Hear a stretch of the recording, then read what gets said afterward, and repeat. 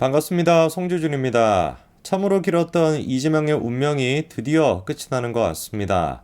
이렇게나 이재명 같은 한 명의 잡범도 안 되는 인간을 처리하는데 대한민국이 이렇게나 시간이 오래 걸렸다라는 것 자체가 정말 치욕스러운 일이고, 이것만 보더라도 대한민국이 정상이 아니었다라는 가장 강력한 증표가 되겠죠. 왜 그렇게 야당 대표가 아니었다라고 한다면, 국회의원이 아니었다라고 한다면은 솔직히 그렇게 시간이 걸렸겠습니까? 일반인이었으면은 진작에 벌써부터 무기징역 선고가 돼가지고 저기 어디 우리가 알지도 못하는 곳에 깜빵에 가가지고 지금 구속된 상태로 지내고 있을 텐데, 참 진짜 그러니까 대한민국의 정치판이 개판도 이런 개판이 없었던 거죠. 개판 얘기하니까 지금도 개딸들이 난리치고 있지 않습니까? 그 녹색병원 가가도 지금 가서도 지금 난리치고 있더라고 하고, 그리고 또 영장 실질 심사가 열릴 때 또 얼마나 혼란스럽겠냐고요.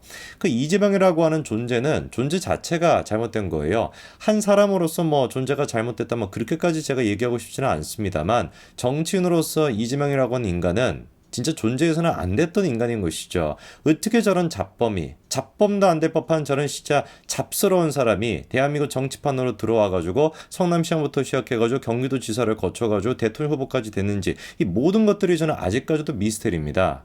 솔직히 지금 해외에 계시는 분들이나 해외 친구가 있으신 분들은 한번 얘기해 보세요. 어떤 나라가 됐든지 간에 이렇게나 논란이 많은 사람이 대통령 후보가 되는 나라가 있는지, 이거 자체만으로도 이미 대한민국 국격을 떨어뜨리는 것이고, 상상도 하기 싫습니다만 이재명이 만약에 대통령이었다고 쳐보자고요. 어디 가든지 간에 정상회담 같은 거 해가지고 약간 꼬투리 잡겠다라고 한다면은, 야 알고 봤더니만 대한민국의 대통령은 이런 식의 논란이 있던 사람이다, 이런 식의 불륜 논란이 있던 사람이다, 다 그런 식으로 되지 않겠습니까? 아무것도 그냥 못하는 겁니다. 그게 우리가 0.7% 차이로 이겼다라는 것 자체가 기적이다라고 말씀을 드리는 거죠. 이번에 이제 이재명에 대한 영장 실질 심사에서 만약에 이제 또 두고 봐야 되겠습니다만, 만약에 영장이 발부가 되지 않는다라고 한다면은 대한민국 사법부 또한 마찬가지로 그 비난을 피할 수가 없을 것이고, 비난을 피하지 못하는 수준이 아니라 아예 그냥 갈아엎어야 되는 거 아니겠습니까? 이거 사법부부터 우리가 개혁을 시켜야 되는 거겠죠. 사실 지금 조국이 됐거나 그리고 또 문재인이가 됐거나 그렇게나 중요한 사건들에 관련돼 있는 사람들이 재판조차 똑바로 열리지 않고 있는 게, 그게 지금 사법부의 현 상태인데, 그런 상태에서 이재명에 대한 그 구속영장까지 발부를 안 한다? 이거는 필요가 없는 겁니다. 아예 그냥 우리가 싹 다 물갈이를 시켜버려가지고 밑에서부터 시작해가지고 끝까지 모든 것들을 그냥 다 갈아엎어야죠. 그래야지 국가가 정상 상태로 가는 거 아니겠습니까? 사법부가 저렇게나 맛이 가 있는데, 반드시 그래서 내일 화요일날 26일날 이재명에 대한 운명이 끝장이 나야 될 것이고, 거기서부터 최소한의 우리가 상식을 논할 수가 있을 겁니다. 자, 이렇게 이재명에 대한 운명이 코앞에 앞두고 있는 상황인데요. 근데 커뮤니티를 보니까 눈에 띄는 글이 여기저기서 올라오고 있습니다. 엠팍이 됐거나 루리앱이 됐거나 DC인사이드가 됐거나 좌우 가리지 않고 여기저기서 글 하나가 올라오고 있던데, 그게 다른 게 아니라 김부선 씨가 썼던 시예요. 어떤 시입니까? 놈의 침묵이라고 하는 시입니다. 특히나 제 눈에 딱 띄었던 게 뭐냐면은, 눈 내리는 동로대교를 옥수동에서 강남으로 걸어서 갔습니다 라는 말이 있지 않습니까? 약간 이거는 제가 보기에 좀 중의적 표현이 아닐까. 많고 많은 대교 중에서 왜 하필이면은 동호대교를 선택을 했는지, 그리고 또 그 얘기를 왜 하필이면 김부선 씨가 저기에다가 집어넣는지, 이거는 제가 보기에 예술적인 어떤 감각의 결과로서 동호대교가 선택이 된 것이다. 왜? 이재명 아들이 뭡니까? 그 동호대교 아닙니까?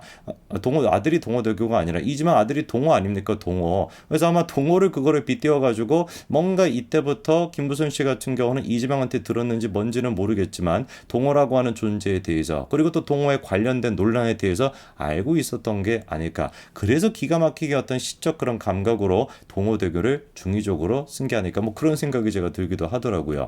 뭐가 됐든지 간에 오늘 제가 그 김부선 씨의 시를 통해 가지고 뭐를 좀 말씀을 드리고 싶냐, 이재명이라고 하는 존재 자체가 대한민국 정치의 지금 치욕이다라고 말씀을 드렸습니다. 근데 이재명이 뿐만이 아니죠. 그 밑에 기생하고 있는 기생충들은 이재명이보다 더하다라고 할 수는 없겠지만 이재명이랑 똑같은 놈들인 거 아니겠습니까? 그 중에 한 놈으로 제가 선택한 게 바로 박주민인데, 지금은 이재명한테 기생을 해가지고 저렇게 살고 있지만 이재명의 불륜 논란에 박주민 씨가 끼어 있다라는 거예요. 좀 궁금해지는 것이죠. 어떻게 이재명의 불륜 논란, 김부선 씨랑 뭐가 있었다라는 그 논란에 박주민이가 끼어 있는지 그걸 한번 좀 살펴봐야 되겠습니다. 김부선 씨 같은 경우는 과거에 장자연 씨와 관련돼 가지고 뭔가 좀 또 소송에 그렇게 휩싸이는 경우가 있었는데요. 그때 이제 박주민이가 나서 가지고 자기가 변호를 해주겠다, 무료로 변호를 해주겠다라고 했다고 합니다. 그래서 실제로 김부선 씨가 박주민한테 그거를 맡겼는데 그 이후에 결과가 좀 안 좋았어요. 근데 결과가 안 좋은 것뿐만 아니라 과정에서도 문제가 있다고 김부선 씨가 폭로를 한 적이 있습니다. 뒤로 또 따로 자기가 1,000만 원을 줬다는 거예요. 무료 변론이 아니었나 보네. 근데 무죄는커녕 증인 시청조차 똑바로 못하게 됐고 결국에는 벌금을 1,800만 원이나 나오게 됐다는 겁니다. 박주민이 미안하다라고 하면서 반을 내준다라고 했으나 마음만 받겠다고 거부를 했다는 거죠. 근데 진짜 문제가 되는 것이 뭐냐면 자기가 제대로 재판조차도 받지 못했다라는 거예요. 경찰 조사, 검찰 조사 때 이때 같은 경우도 박주민이가 아예 그냥 안 오거나 조사 중에 그냥 2번 다 나가버려 뭐 이런 지금 경우였다는 겁니다. 그래가지고 검사가 자기한테 조롱을 했다는 거죠. 검찰 조사 때 나가버리는 사람이 어떻게 인권 변호사일 수 있냐라는 식으로 말이죠. 그러니까 우리가 박주민이가 무료 변론을 해줬다라고 하는 것도 지금 김부선 씨 주장에 따르면 무료 변론이 아니었다라는 거예요. 뒤로는 1,000만 원을 받았다라는 것이고 그리고 그런 식으로 자기가 맡아서 하겠다라고 한다면 제대로 해줘야 되는 것인데 어떻게 된 것인지 지금 뭐 조사를 받다가 도중에 뛰쳐나가버리고 아예 그냥 안 나오는 경우도 있고 그렇게 자기한테 제대로 변호를 안 해줬기 때문에 결국에 재판에 가서는 벌금형까지 받게 됐다라는 게 김부선 씨의 주장입니다. 자, 그런데 이런 식의 어떤 그 인권 변호사 모습이 뭐 문재인도 비슷한 그런 논란이 있지 않았습니까? 문재인도 인권 변호사다 뭐다 그렇게 설치고 댕겼었는데 정작 노무현에 대해서는 제대로 변호도 준비해오지 않았다. 의견서조차 똑바로 내지 않았다라는 식의 논란이 있었는데 묘하게 그 인권 변호사라는 것을 강조하는 사람들이 이런 식의 또 위선성이 있는 것 같아요. 끼리끼리 노는 거 아니겠습니까?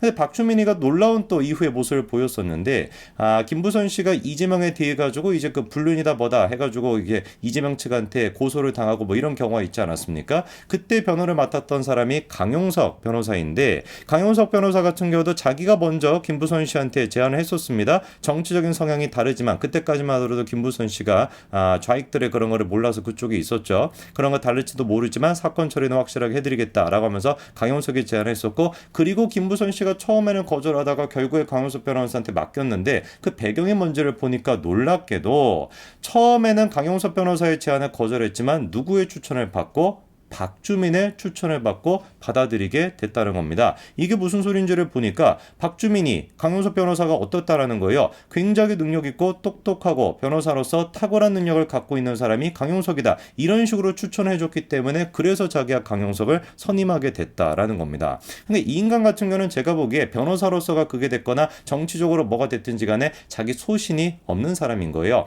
자기한테 뭔가 유불리 현재 상황에서 유불리에 따라 가지고 이렇게 붙었다가 저렇게 붙었다가 기회주의적인 모습을 보여주는 것이고 지금도 마찬가지인 거 아니겠습니까? 이재명에 대해 가지고 저렇게나 옆에 붙어가지고 이재명의 기생충 같은 노릇을 하고 앉아있는데 정작 김부선 씨한테 가장 필요했던 순간에 이재명에 대해 가지고 진실을 밝힐 수 있던 그 순간에 김부선 씨가 박주민을 찾아갔음에도 불구하고 어떻게 했었다라는 거예요. 이재명 소송 맡아달라라고 요구했지만 자기가 이재명의 다른 소송을 맡고 있기 때문에 곤란하다라고 하면서 거절을 해버렸다라는 것이죠. 딸도 있고 뭐 그렇게 가정도 있는 사람이 자기 그런 구구절절한 그런 스토리를 다 알고 있음에도 불구하고 자기 얘기에 침묵했다라는 게 누구라는 겁니까? 박주민이라는 것이죠. 저렇게 침묵했던 이유가 있는 겁니다. 침묵을 했기 때문에 진실이 무엇인지 알고 있었던 박주민이 김부선 씨의 그런 억울한 사연에 대해서 알고 있었음에도 불구하고 침묵을 했기 때문에 그러니까 저렇게 이재명 옆에 가가지고 기생수처럼 들러붙어 있을 수 있는 거 아니겠습니까?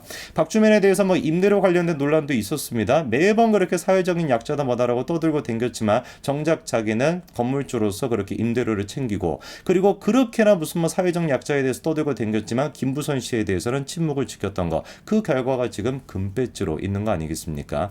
박주민의 그 가슴에 달려있는 수십 개의 배지들 그 수십 개의 배지가 과연 박주민이가 자랑스럽게 보여줄 수 있는 배지인지 아니면 그 박주민의 위선성을 까발리는 증표가 달려있는 것은 아닌지 스스로가 더 잘 알겠죠. 제발 좀 이번에 이재명이 뿐만 아니라 그 밑에 기생하고 있는 기생충 같은 인간들도 싹 다 정리가 됐으면 좋겠습니다.